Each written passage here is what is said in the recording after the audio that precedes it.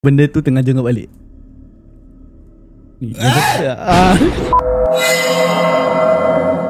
dia kata voice apa suara tu datang daripada tingkat 9 kat tangga tu. So kira dia tengah on the way pergi tingkat 9 lah. Dia dekat 8.5 lah kira. Dia dah naik atas sekali dia stop. Kita ada orang panggil dia kat atas. Alamak. So dia tengok, kau tahu kan ada in the middle kan ada. Aku tahu. Yes. Ni dah malam, aku nanti balik nanti seram lah. Okay. So if you guys know, dia tengok, dia jenguk, and the benda tu tengah jenguk balik. Dia kata, ini yang seram.